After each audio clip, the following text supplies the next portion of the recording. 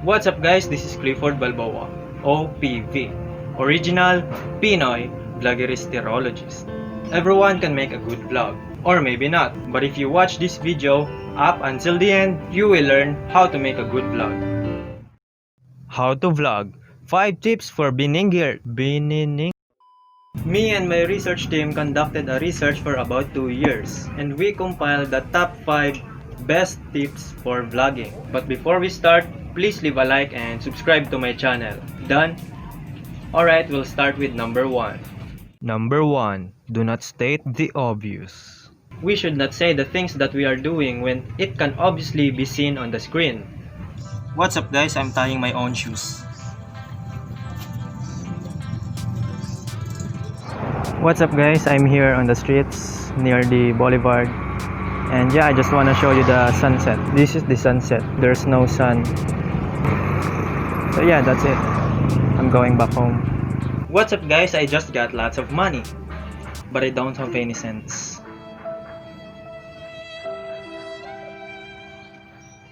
Number 2. Start before you're ready. Hi, I'm Clifford. OPV. 2 years ago, I was very shy to talk to the camera. But right now, here I am.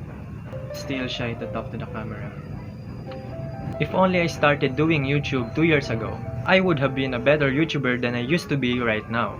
So guys, whether we are ready or not, we must start right now.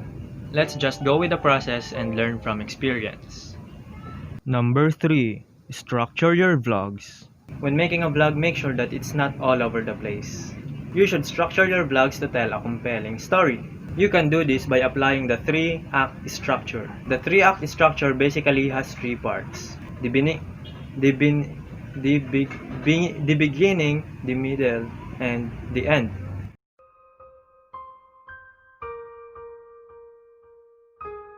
This is the most common structure. And I personally use this because it's simple, fast, and furious. Number 4. Improve your audio-video quality. Make sure that your voice is loud enough. And if you don't have a high-quality microphone, you can use the microphone of your earphones. And that will give you a better audio quality. And if you're shooting on your smartphone, make sure that you shoot on the highest quality possible. Also explore your camera settings, play with it, and select the video settings that best fits your video. Number 5. Look directly to the camera, not to the screen. What's up guys, the viewers might label you as weird if you're vlogging like this, and you're talking to the screen instead of the camera.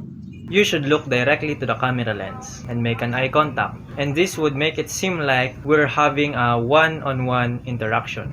I myself occasionally looks at the screen to make sure that I'm still on frame, but yeah, it would look weird. We can solve this issue using the Casey Neistat way.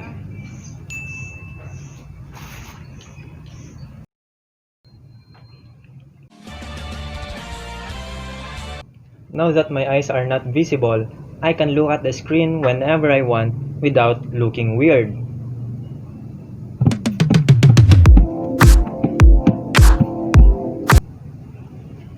Thanks. Wait.